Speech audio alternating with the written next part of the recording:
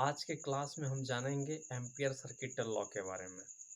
Ampere circuital law क्या है, इसका डेफिनेशन क्या है, स्टेटमेंट क्या है और ये इसका प्रूफ कैसे करते हैं। हम कैसे हम ये जान पाएंगे कि B integration B dot d l mu naught I होता है। पहले इसके डेफिनेशन को एक्सप्लेन करते हैं। एम्पियर सर्किटल लॉ कहता क्या है? एम्पियर सर्किटल लॉ कहता है the magnetic field threading in the closed loop is the integral multiple of mu naught times of current passing in the loop। ये लूप है, इस लूप में जितना भी मैग्नेटिक फील्ड होगा उसका इंटीग्रल मतलब कुल टोटल मैग्नेटिक फील्ड कितना होगा तो उतना ही होगा जितना कि उसमें करंट फ्लो होगा वो और म्यू का नॉट का मल्टीपल। म्यू नॉट और आई के मल्टीपल के बराबर इसमें मैग्नेटिक फील्ड होगा। ये कहना है एम्पियर के सर्किटल लॉ का। अब आगे पढ़ते हैं, इसको प्रूफ हमको करना है। इसका मैथमेटिकल फॉर्म हम ऐसे लिख सकते हैं, integral B dot d l equal to mu naught into I. I को हम यहाँ पर जानते हैं, आई क्या है? करेंट है इनसाइड में।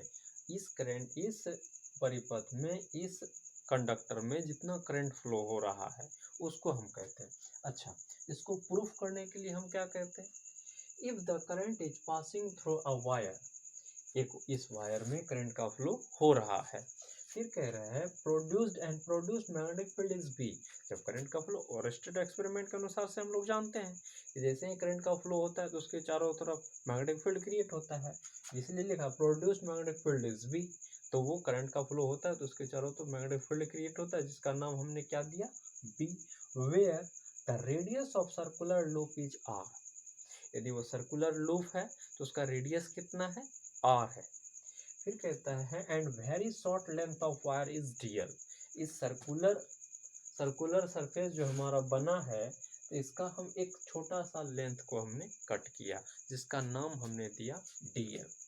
अब इसी को हमको इंटीग्रेट करना है तो पूरा सर्कुलर कॉइल का आ जाएगा, ये जितना हमारा दिख रहा है सरकमफरेंस टोटल का आ जाएगा इंटीग्रेट करने पर। तो इसको हम आगे प्रूफ करने में हम लिखेंगे we have magnetic field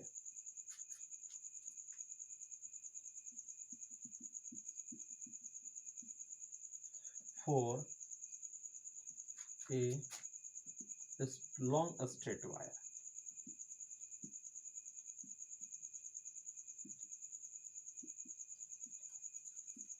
long straight wire के लिए मैग्नेटिक फील्ड हम लोगों ने पहले पढ़ा है, वो क्या होता है? इसके पहले कंडीशन में इन्फिनाइट लेंथ ऑफ वायर होता है तो उसके दोनों तरफ एंगल 90 डिग्री बना है। कहता नहीं कि दो पैरेलल लाइन जो है कभी नहीं मिलता है लेकिन अनंत पर मिलता है तो उसी के लिए 90 डिग्री बन जाता है।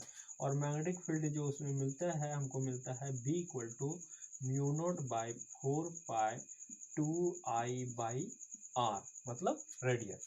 और ये यहाँ पर ये डिस्टेंस कहलाता है लेकिन यहाँ पर हमारा क्या हो जाएगा? रेडियस हो जाएगा। ये 2 आता है वही साइन 90 दो बार जो आता है वही साइन 90 की वैल्यू 1 + 1 2 आ जाता है, वही 2 है यहाँ। इसको हम रख लेते हैं ताकि इसका बाद में हम यूज करेंगे। अब इसको आगे बढ़ाने के क्रम में पहले इसको साफ कर लेते हैं, उसके बाद आगे बढ़ेंगे कुछ देर के लिए।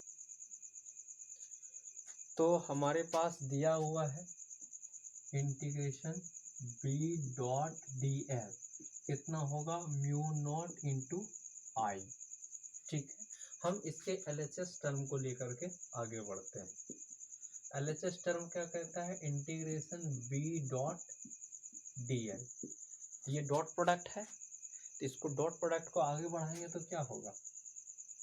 ये हो जाएगा integration B d l cos theta. अच्छा, अब यहाँ पर हमको देखना होगा कि थीटा कितना होगा, क्योंकि जहाँ पर छोटा लेंथ को लिए हैं और मैग्नेटिक फील्ड दोनों जो है एक डायरेक्शन में है और यदि वो एक डायरेक्शन में है तो उसका एंगल कितना होगा? 0 डिग्री हो जाएगा। इसलिए cos 0 लिखेंगे यहाँ पर, यानी कि B dot d l cos 0 और cos 0 का वैल्यू क्या होता है? 1, यानी कि हो गया बी डॉट डी एल। तो बी बाहर कर लेते हैं तो b बाहर हो गया तो ये क्या बचेगा, dl बचेगा, cos 0 तो 1 ही हो गया। अब इंटीग्रेशन डिफरेंशिएशन से कैंसिल हो जाएगा। यदि इंटीग्रेशन डिफरेंशिएशन से कैंसिल होता है तो इसका मतलब b और l बचेगा, और l हो गया क्या, circumference of the circular loop. तो circumference of the circular that mean circular loop का पेरीमीटर हमको निकालना है। पेरीमीटर पहले क्या होता है हमें तो मालूम है, पेरीमीटर 2 पाई r होता है। और मैग्नेटिक फील्ड के बारे में जस्ट इसके पहले हमने लिखा था, मैग्नेटिक फील्ड जो है mu naught by 4 pi 2 I by r, ये b की जगह पे इसके पहले हमने नोट किया था, और यहाँ पर हमको लिखना है 2 पाई r। यहाँ पर देखते हैं 2 पाई ये 2 से कटेगा, ये 2 इससे कट जाता है, ओवरऑल हमको मिलता है म्यू नॉट इंटू और आई, और यही हमको प्रूफ करना था, इंटीग्रेशन b डॉट dl बराबर म्यू नॉट इंटू आई। तो इस तरह से हम देख रहे हैं कि एम्पियर सर्किटल लॉ हमारा आसानी से प्रूफ हो गया, और इसका एप्लीकेशन भी बहुत है, और इस पर क्वेश्चंस भी बहुत एग्जाम में आते हैं। तो ठीक है, अगले वीडियो में अगले क्लास में हम देखेंगे, व्हीटस्टोन ब्रिज को भी कर लेंगे, किरचॉफ लॉ कर लेंगे, बहुत इंपॉर्टेंट है। बहुत सारे स्टूडेंट्स का एक क्वेरी होता है कि नहीं जो है हमको उसमें